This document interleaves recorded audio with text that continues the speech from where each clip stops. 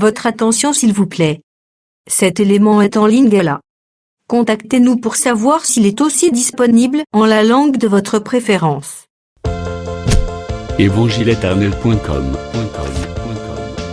le site de l'Évangile éternel. Christequality.com.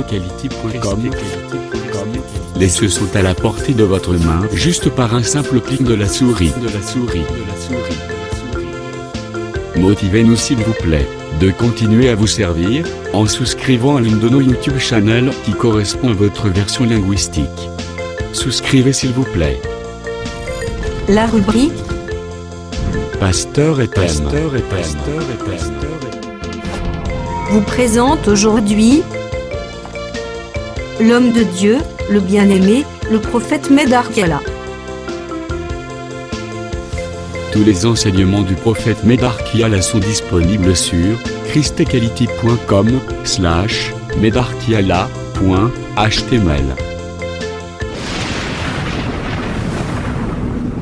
Bonne édification au nom de notre commun Seigneur et Dieu Jésus-Christ. Amen. Kofanda kolamba mbola mingi to pesaki écriture to monita na bishezana to taisaki d'abord que Jérémie na kati na ye azalaki na rôle ya ko extirper nzete pe azalaki na rôle ya ko planter l'arbre. Je pense que c'est saisir malin. Mais il faut comprendre que le mouvement nyonso est salemi na kati ya ba prophète et talisaka Jésus-Christ. Yango na banayi kotambola que Jésus-Christ na kati na ye ministère à Jérémie kokisani. Osala na wana ministère à Jérémie kokisani. Comment? Le Seigneur annonça qu'il dans Matthieu 21 verset 33 tina 44 atalisi parabole ya vigneron. Tant atalisi ces paraboles, atalisi bango clairement que le royaume vous sera enlevé. Ça va? Royaume wana ikolonga donc parole eye panayo. Na elembo ezalaki aussi mabele ou Israël fatigue. De bisonde il faut tokota na kata bupeni wana. Est-ce que na malam? Mais le ko iso attirer biso lisusu. Yende a déclaré une année de grâce pour les pauvres. Donc cela veut dire, na kati année wana, biso soto zangulu, na kati année wana, Israël peut faire zangulu. Mais année zobanda Israël azali banda nanu yangulu. Osora na malam, Israël ibanda yangulu, Jérémie 8:20 dès le meilleur. Donc, ça qui se passage dans notre temps de ressources. La moisson est passée, l'été est fini et nous ne sommes pas sauvés. Année est en réalité dans 4 saisons. Vous avez année à Bible. Vous avez une année à Bible. L'été année à Bible est le 15 mars. Banle na biso oye bandaka le 1er janvier. Vous savez on est banle na biso na ba calendrier na biso. Mais calendrier Bible bandaka premier mois ezaka 15 mars, 15 avril. Vous savez et ainsi de suite. Et puis la Bible mois il y a 31 jours les raté. Biso na mois 31, nous avons pas mois le 29. La Bible dans la prophétie, on a 30 jours, mois. C'est toujours différent là où il y a Bissot. Il y a Bissot ça parce que Daniel 7 et Lobaki, il espérera changer le temps et la loi. Au moins, il est bâti, Moutagan dimanche, ça, souka ya semaine. Hein? Maintenant, lundi est la première jour de la semaine, lundi est le deuxième jour. Vous avez premier jour de la semaine, dès dimanche, la Bible. 7e jour na kata semaine ezaka samedi. Mais la promesse ezalaki que la bête ou comme 4e bête il y a Daniel 7 espérera changer les lois et les temps. Vous savez na il y a moins de topiques la moto donc c'est que dans l'année tu as trouvé temps il y a printemps il y a comme première saison parce que ça a 4 saisons. Après printemps ils ont été. Après été ils ont automne. Après automne ils ont hiver. Ça c'est dans la Bible parce que la Bible, la parole de Dieu, les livres saints, ils ont aidé la vie à peuple d'Israël. Il y a monté total. Vous avez un malam, tu as la côté à tes points, ni nguba et pas na biso du magana mois d'octobre. Ou bien safu et bimaka na juillet. Tu côté à côté. Vous avez un malam, ton côté est là pour ça na kati à Israël. Vous avez un côté à la biso ah, je sais que total ça vraiment.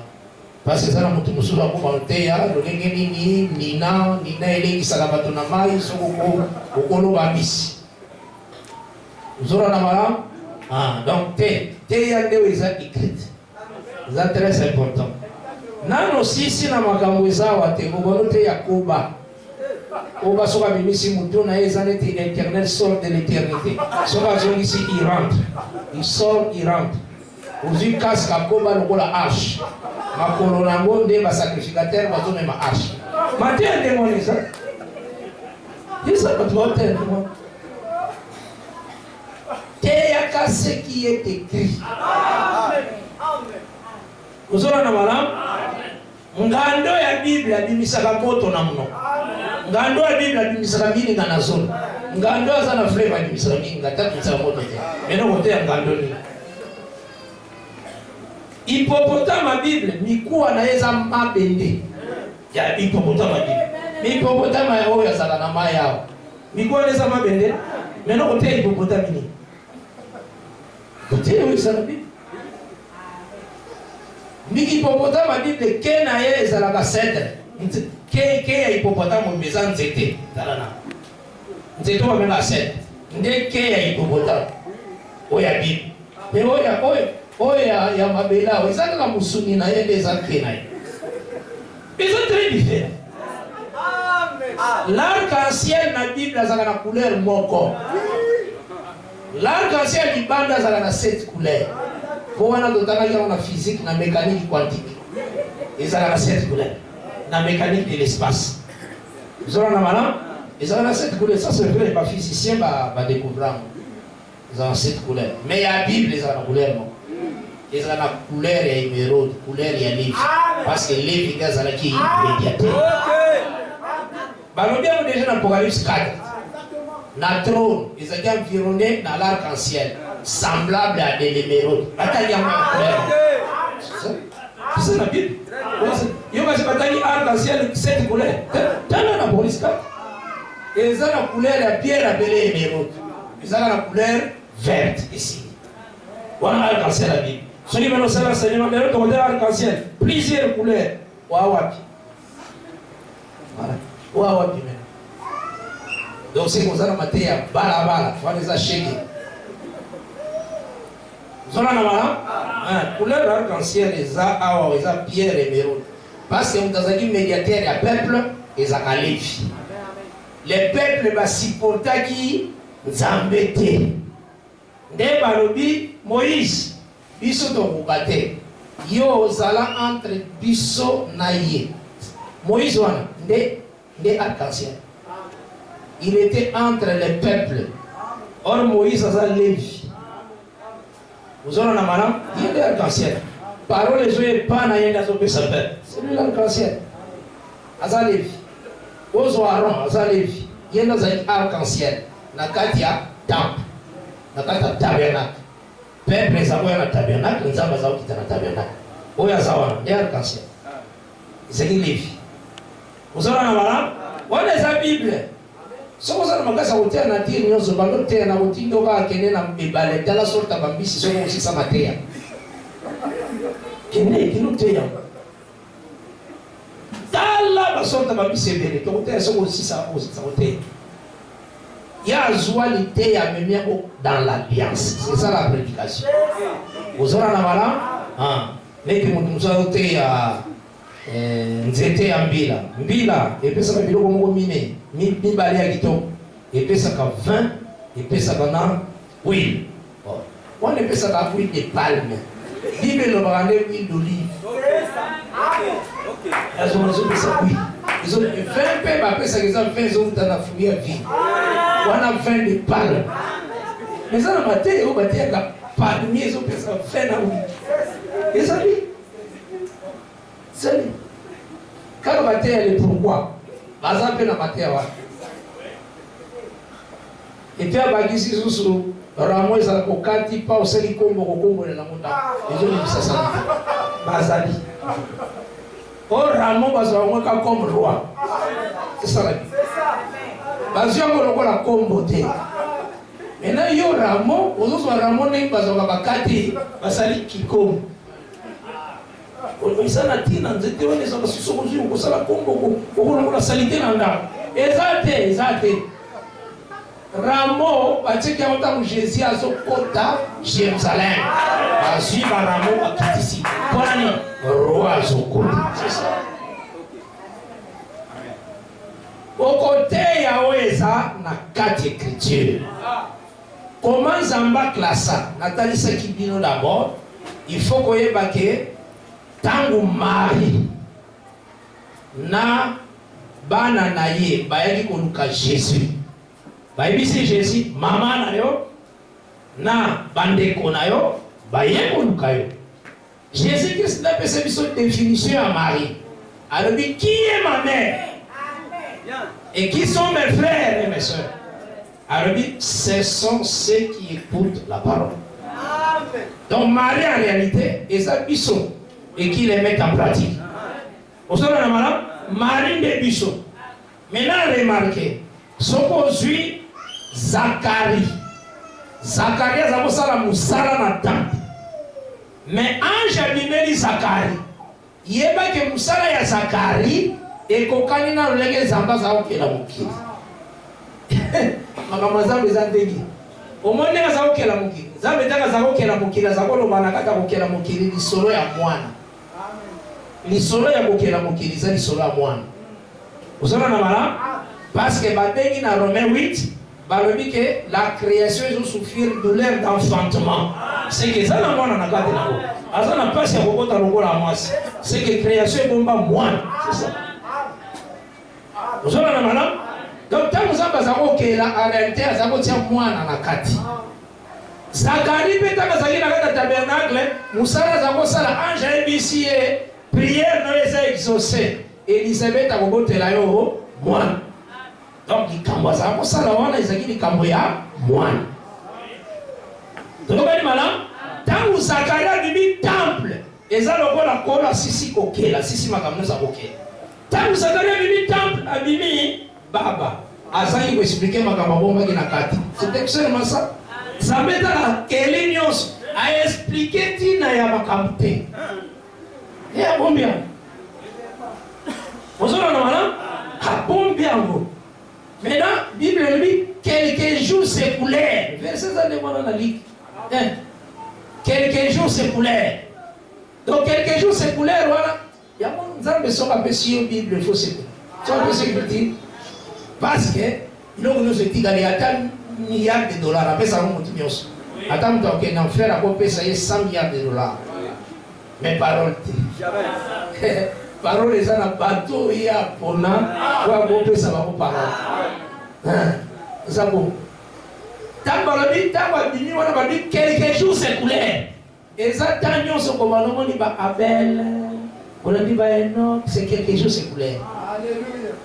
Tiller Moïse ayoya parce que lui quelques jours s'écoulèrent alors Élisabeth a communacé. Vous savez les amis hein. Donc, c'est mieux ça, la carte d'Elisabeth, et ça l'a mis les solos dans la date. Vous avez madame, c'est que vous avez la Elisabeth, ça s'appelle création. Mais création, mais la carte à moi. Donc les solos, ils n'ont pas combattu qu'on a la carte à Zacharie. A tiens, moi la carte d'Elisabeth. Mboka nyonso, ils ont mis à Sangoya Elisabeth. Oh Elisabeth, ils ont mis à Sangoya Zacharie. Il y a Elisabeth. Ah Elisabeth a commis la zemi, la vieillesse, les solos vont permettre de voir. Vous avez madame, Elisabeth parle de que vieille, il a commis la zemi. Abombani. Combien? 5 mois. C'est ça qui livre à Moïse. Abombani 5 mois. Tant abombani 5 mois, dans la grossesse, donc ils ont livré à Moïse et Bombizemi. Parce que moi, ça va comme alliance. Il y a mené Salemi. Tant que commis 6e mois. Zambe aye po akokisa loi ya mapa ndeka kitsaka mapa parce que abenga appelle moi comme un jour. Vous avez na bana akitsaki mapa le premier jour, le deuxième jour, le troisième jour, l'Exode 16, le quatrième jour, le cinquième jour, le 6e jour akitisi départ. Oyo bakolia jour à 6e jour, mais mon corps et pour 4 Isabutu va aller au 7e jour. Maintenant, tant que Elisabeth a commis dans 6e mois, elle bien qu'on gagne dans Exode 16. Il faut quitter ça, lipa musué pour ma déma parce que la terre. Azu a quitté si musué sur la carte de Bomia, Marie. On s'en va les commis des pains. Mongo et Kosuka par rapport à la loi. Donc les gens là, lipo Bogolais et Soukeligaga, 6e jour. Mais nous sommes les 6e jour. Et qu'on kati sa kututi sabat de Bakoliam. C'est ça la chose à dire. Mais les salimines, Marie Tangazui a joué Zemi, accueilli et pas à Elisabeth. À quel enfant n'est pas Elisabeth? Était Sarani, afin qu'il pas Elisabeth 3 mois. Était Sarani. Dans la loi, les psaumes et les prophètes, Marie a Zakuna Namouane. La loi, les psaumes et les prophètes, c'est 3 mois. Mais Marie a Zakuna Namouane. Et ça, c'est qu'Elisabeth n'a pas marié. Marie a se déplacé à faire Elisabeth. Dès que Jésus-Christ a dit que votre père Abraham a tressailli de l'allégresse, pour moi, mon colonne, qui a sepé là. Toi, tu n'as même pas 50 ans sur la question que tu as Abraham. Azara qui kuna. C'est Marie Nazemi, Nanda Bunda Elisabeth.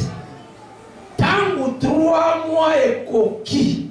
Où est-ce comme 9e mois Elisabeth, Marie retourna chez elle.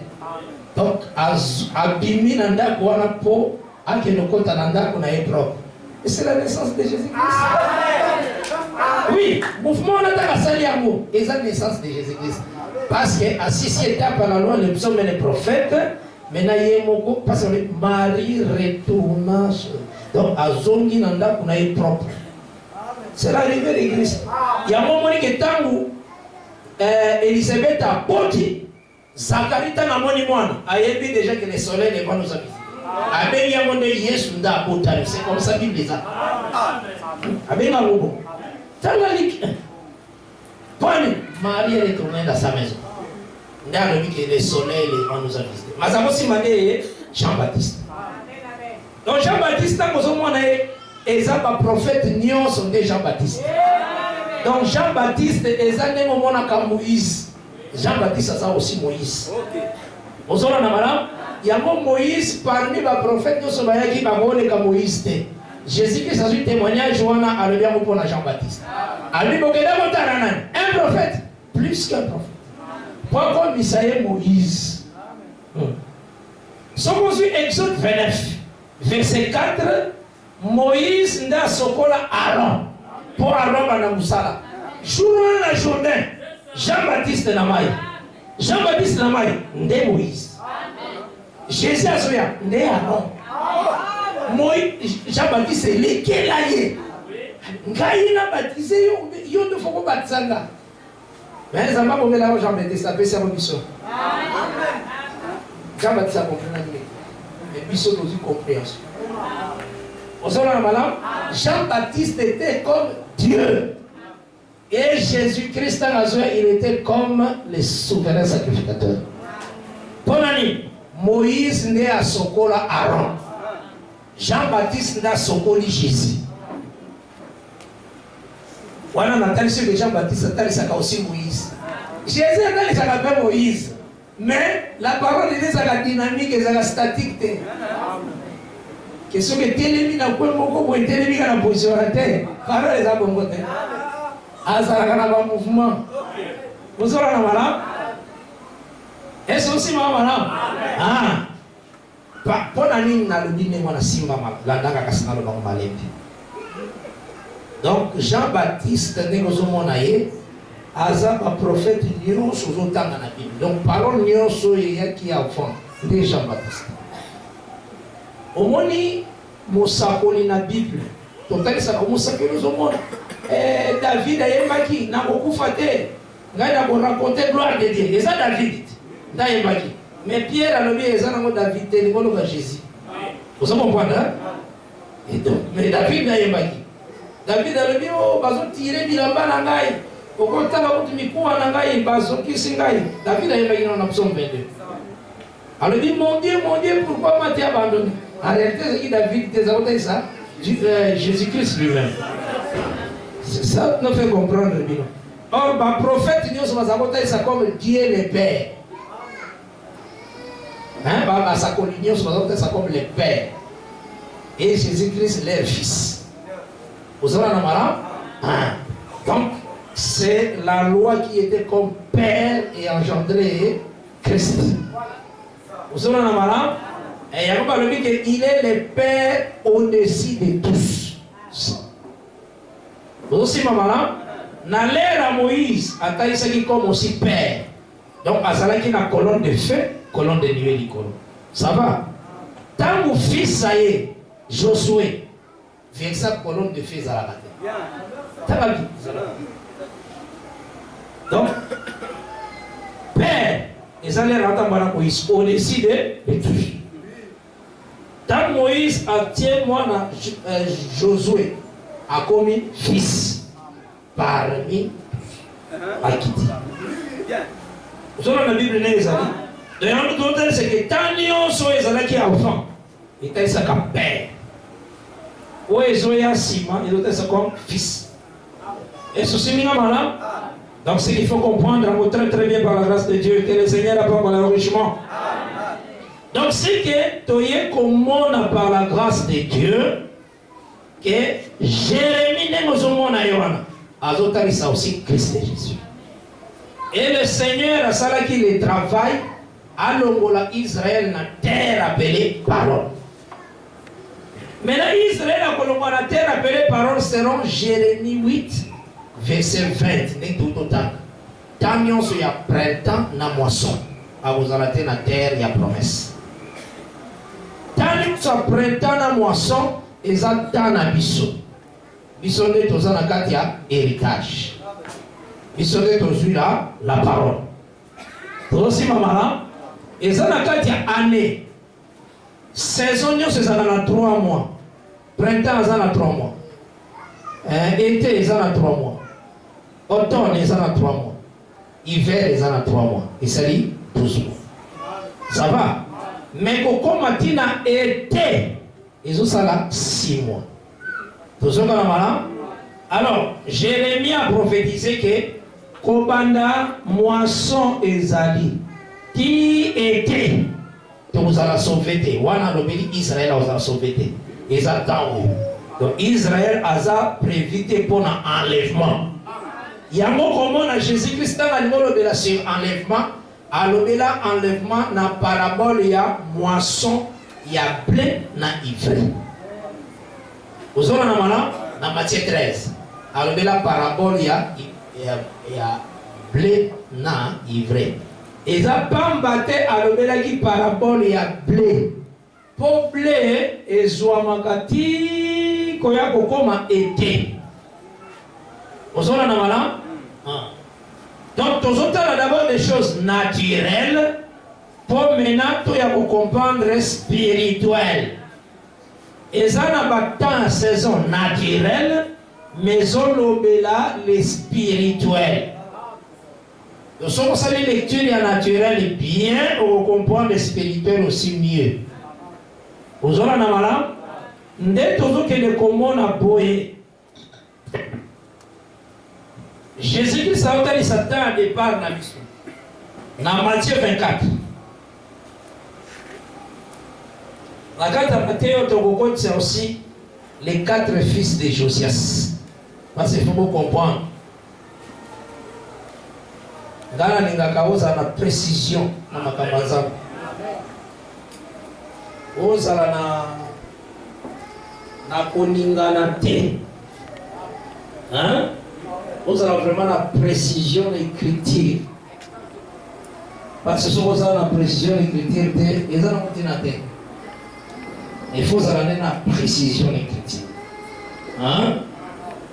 Il faut évacuer l'homme tant à quoi na yemoko où est que l'esclavagisme est l'âme et la chair. Vous avez la malade? On a laissé pour expliquer la kimia dans quatre enseignements. Pose quand même la position bien. Dans Matthieu 24, verset 32, qui n'a 34. Instruisez-vous par une comparaison, j'ai le nom de Jésus-Christ. Instruisez-vous par une comparaison tirée du figuier. Dès que ces branches deviennent tendres et que les feuilles poussent, vous savez que l'été est proche. Maintenant, on va expliquer été. De même, quand vous verrez toutes ces choses, on a verset 32 le dit que l'été est proche. Ça va? Maintenant, il va expliquer l'été où on les approche. Dans le verset 33, quoi le dit? De même. Ça va? C'est très clair. Là, il va expliquer été.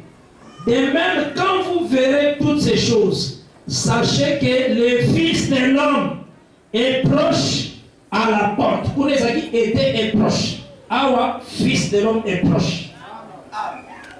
Vous avez là, c'est que vous avez été et ça koyande yaye. Donc, tant que vous avez c'est l'été. Il y a beaucoup de gens qui ont été. Tant que vous avez année silité. Année silité. Donc, vous avez une année à grâce. Maintenant, comparez Koya aux habits comme l'été est proche. C'est ça pas mieux. Dans le but des mêmes, le Fils de l'homme est à la porte. Donc, à une place, il a été attiré Fils de l'homme. Dans le but des mêmes. Cela veut dire que dans une mission, Totiki année a été l'année. Tozotika automne na hiver. Parce que Koyana Eza était né sa bouche. Aussi ma parole n'est pas ça. Pour battre soit des frères n'avaient. Zamba faut une parenthèse inane. Tamba ko kanga parenthèse. Asi siane te kwa na mkokosi. Kosi. Amen. Ako ako so biso était. Waleza a été appelé lui-même Fils de l'homme. Vous savez, ndaye kozwa biso. Pour nani na été wana ndezalaka moisson de blé. Or alobaki déjà dans Matthieu 13, c'est moisson de blé eza lolenge bana nzambe ba ange bakoya kozwa. C'est ce qu'il a. Yabo monirite à côté de bilanga ya Boaz na moisson d'orge. Ti souka ya moisson de blé parce que froment est à blé. N'étant comme na souka moisson de blé mérite abima bilanga. Comme le bilanga wala de enlèvement. Enlèvement. Ça va classer les gens n'a pas rite. Azobima moisson de blé aussi là. Cela veut dire été. Dieu ramène que ce qui est passé. Et je sais que vous ne pouvez comprendre. Maintenant, pourquoi le Seigneur a sali des noirs? Parce que après, naturellement, na temps ya automne nde babalolaka mabele bacultivateur babalolaka mabele bazobalola mabele na temps automne soki babaloli mabele eza mpo balona bazela mvula oyo ebomaka mbuma mpo mbuma ekufa ebanda kobota ça va wana babengango pluie ya première saison etiaka mbuma afeke mbuma ebima tozoyoka na malamu donc seke période wana ozwi automne na hiver donc babaloli mabele na automne baloli mabele babaloli mabele babaloli mabele balongoli basali te na mabele balongoli balongoli après bazwi bambuma bazolona ntango bazolona kolona ekokende ti ezokende kota hiver mpe na ntan wana bakendaka kobuka mena fiki récolte ya fiki na récolte ya fiki oyo babengaka avantage osima ndenge ezali bazorecolte mpo bakende kosalela Dieu ramène que ce qui est passé. Wana ezalaka ntan oyo moissonneur azolona or bayebisaki Jérémie okolongola nzete mpe okolona nzete. Cela veut dire kobalusa mabele eza neti conversion kolongola motema makasi. Israel eza na motema makasi me bakobalusa mabele na ye ozala na malamu na bade soin osi malamu bakobalusa mabele na ye bongo baloni momboto ozala na malamu ezosalema toujours na temps ya automne na hiver tozoka na malamu yango moni prophétie ya Jérémie ekei na Jérémie chapitre 31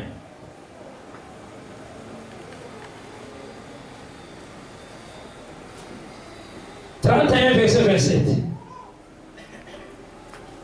verset 27 à 28 j'ai le nom de Jésus-Christ. Voici les jours viennent, dit l'Éternel, où j'ensemencerai la maison d'Israël, où la maison de Juda et la maison de Juda, d'une semence d'homme et d'une semence de bêtes. Et comme je veillais sur eux pour arracher, abattre, détruire, ruiner et faire du mal, ainsi je veillais sur eux pour bâtir et pour planter. C'est ça, dit l'Éternel. En ces jours-là, on ne dira plus, les pères ont mangé des raisins verts et les dents des enfants ont été agacées. Parce que même ce qui Jérémie a un rôle à arracher arbre, mais vous avez un rôle à planter arbre. Planter arbre en réalité, et ça cause Israël a zonga na mabele na ye. Les noms mabele ne sont pas na biso parce que bazangiamo. Quoi, les royaumes de Dieu, ils sont pas na biso. Mais toujours la même année. Et aux hommes qui n'appellent pas moi, on a biso to kei déjà l'enlèvement. Aux hommes année ezali na même année kaka. Maintenant qu'est-ce qui s'est passé? Quand le Seigneur a dit Israël a frappé la nation, il y a un monde qui va comprendre les jours à vengeance. Et ça, jour à vengeance contre les nations, mais c'est une grâce pour Israël. Et ça, Congo. Et c'est aussi maintenant les alliés. Quand Moïse a zoya en Égypte, a yébisi ba Israélite, Nzamba yeko vanja beta binote. Aïbisi ba Israël, c'est la promesse faite à nos pères, Abraham, Isaac, Jacob. Et c'est Gelibo Bimabo qui est l'équatorien. À quel niveau ça Pharaon, laisse aller mon père, sinon Nzamba va frapper. Aux autres, madame, libération d'Israël, c'est une grâce, accomplissement parole Abraham, mais c'est le châtiment des pharaons. C'est ça les jours de l'Éternel. C'est les jours de l'Éternel, les alibans de grâce. Grâce c'est ça. Grâce c'est ça, il y a peuple Israël. Mais la terre, ils ont dit qu'à vengeance. Il y a un moment où ça va troubler, la grâce est si. Maintenant, tu communes à jouer la vengeance. Tu as un terme à B. Vengeance, c'est ça, pour le peuple, c'est ça, la grâce. Nazun d'Akissa. Bakangi yo. Osali, ou bien les Kamoko, ou SPL ici, Motoana Teme, Motoana Sali, ou ma ben à prison. Zokade ozangana mokonzi moko leki ye musika. Mokonzi wana yoki. Aye esika bakangaki yo. Maintenant azo bimisa yo na prison. Yo kolobani nazwi grâce. Oya kangaki yo tango bazo kangela ye. Bapiniri ye. Abia o izane di vengeance. Zabo. Yo kolobate vengeance hein. Yo kolobate vengeance. Yo ezam ngolu po di ma prison. Mais oyo ndakangaki yo ndakoloba atuka baye ko vangenga. Baye ko beta ndenga. Neti la croix est la vengeance. Et ça rappelle grâce. Grâce pour la mission de ma prison. Mais diable a émis que ça vengeance. Pour l'année, à cela qui m'a bien acheté dedans. Balaka kaye. Puisque tu as fait ça, le colossal iboye. La postérité de la femme a écrasé tête. C'est ça vengeance. Oui. Tant que nous commençons à la croix, il y a des souvenirs à la qui t'a vengé. C'est ça la vengeance de la croix. Mais si vous tous avez la prison, tout suis grâce. Ah, il y a grâce. Vous avez la croix et ça vengeance. C'est ça vengeance. Vengeance, diable dans les camossala qui n'a jamais. Mais pour la mission grâce pour te biminer la prison. C'est ça. Il faut que nous fassions bien. N'engel l'obéza. Zanatina. Bimane l'obélia bascofile, il y a des commentaires bascofile. Basala berere, belle bande pour la mission. Mais nous les aimons quand même. Nous sommes. D'ailleurs, ce qu'on dit, c'est vérité. Tant que nous parlons que moi, dans les catholiques, si vous avez des questions pour un champion, si vous répondez à branamisme, vous avez un point. Parce que moi, dans les catholiques, ils ont dit branamisme. Il y a des mois dans les catholiques. Quand on est catholique, ça la photo catholique à Tchèque, il y a moi, on a les catholiques. C'est un branamisme. Il y a un chose à branamisme, mais on oublie gâté. On oublie gâté pour ça, on est réalité. On oublie gâté pour vous aider, on a besoin de vous casser. On t'a dit que tu es venu à la chair, comme on a dit, il y a une réalité à mon goût. À cette réalité, on a lobby que Ezalabatan, Ezalaba Paul, Naba Pierre, Babika Ginamouté. Bazaro c'est le 28 février 1963. Jour ya côté. Jour à terre qui basso. D'autant que ça côté ya basso wana, Adam yo qui ba bengi kombo pa kota azala abika. Adam présent. Paul place à cause de la copie. Oui, et ça l'était Abraham. Paul place à cause de la babenga Paul po abika mukolo wana tango Abraham bazote en 1963. Yango bato babenga Abraham Nzambe de bango vraiment de bazana l'était na ya bien. Bawo babenga Abraham Nzambe de vraiment bango de bazana l'était na. Donc ba imiter parce que yebo ba te ya kombo na ye. Muta komiti na niva koloba ke kombo ya Nzambe, Nzambe abakisa ki kombo n'est pas Abraham. Omoni Abraham. Azakina Abraham. Maintenant Nzambe abakisi kombo na éternel et pas Nzambe. Kombo éternel zani. Am. Kombo Nzambe. Et kombo Nzambe pona ye, abi kombo Nzambe zani am. Yango kombo Abraham et kombo Abraham. Et puis aye, alors dit remarquez que le cas de Jésus am ezate. Et puis elle dit que il faut apparaître encore William. Attendez-moi. Quelle rivalité? Alors, et pas Jésus comme moi éternel et athée. Parce que comme moi éternel et âme. Oui. Dans la sorte à mater. C'est un sacrilège. Ils ont vraiment sacrilège. Quand ça là-bas, quand ça va dire, oh non, pas ça dans zéro, mal il fait. Zéro il fait. Quand ça dit que ça dans zéro ensemble, zéro vraiment il fait. Avant qu'on vote un territoire, il faut balamisme apparaître. Balamisme apparaître, toujours sous ta voyage. Tant que le prophète attend de la fin, il faut vérifier. Vous avez un balamisme ou bien au tigre de la lignée à Moïse. Un des 20 qui prophétisait des choses vraies. C'est lui qui se prosterne et les yeux s'ouvrent, qui voit des visions du Tout-Puissant. Mais un des 20. Il était un des 20. Azala qui pas le moindre, voilà.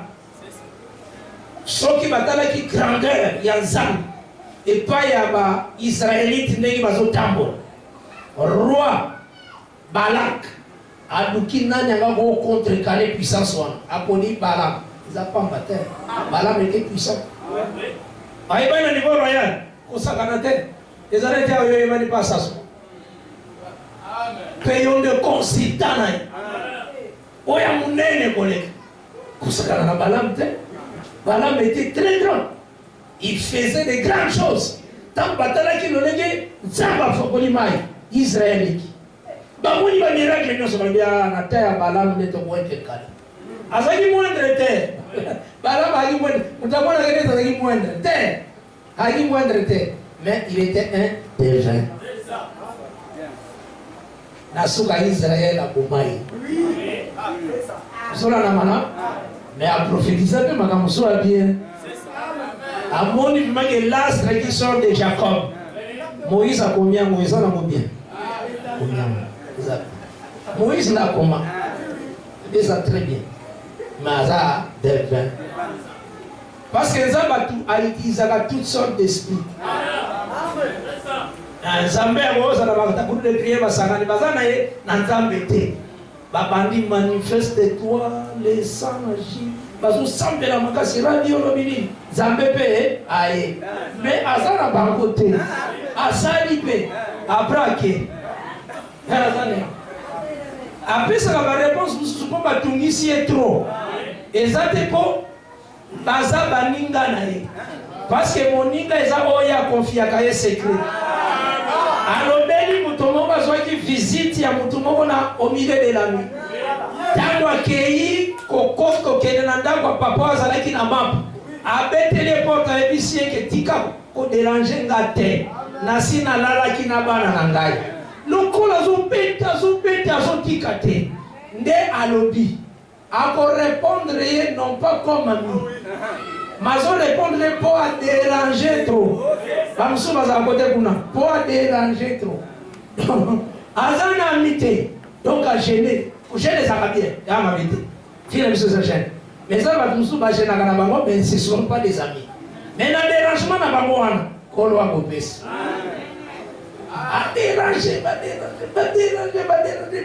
tout pas à qui est bon son à télémi. Manifeste-toi. Mais voilà dans Zambé. Nani asali Zambé. Alors Zambé ça dengue. Et ça vraiment dengue. Yango Zamba talaka amour na parole. Na respect à parole. Alors dans Deutéronome 13. Si s'élève au milieu de vous un prophète et qu'a déclaré un signe de miracle et conquis Sami.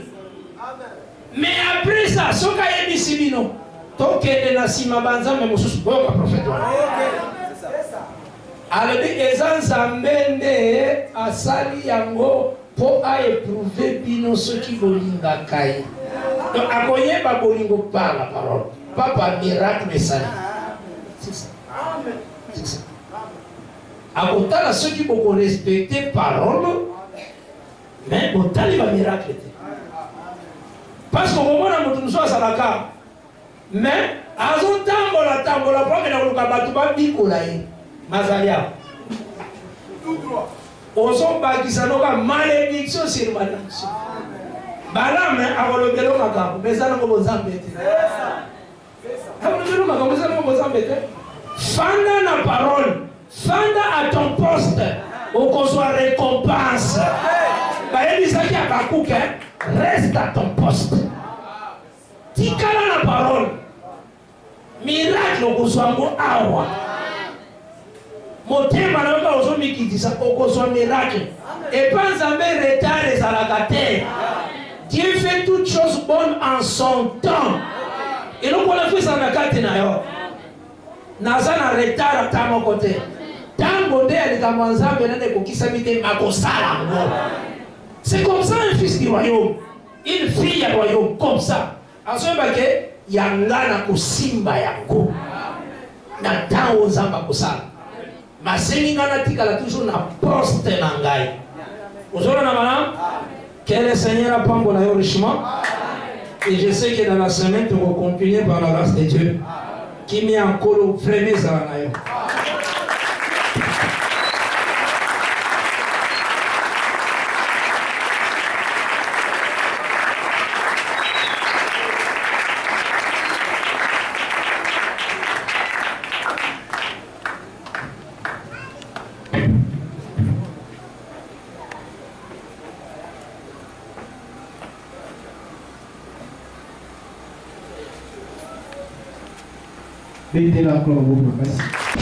Merci d'avoir suivi ce message et que Jésus-Christ vous bénisse.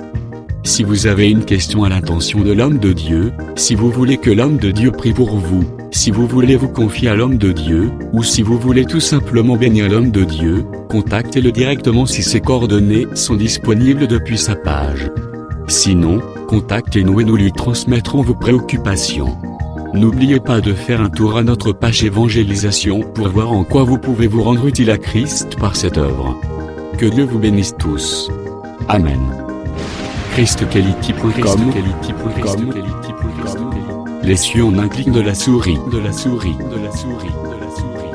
Évangile-éternel.com, le site de l'évangile éternel. Christ et Quality Fondation, équilibrer la manne ramassée dans le désert de sorte que chacun ait un numère.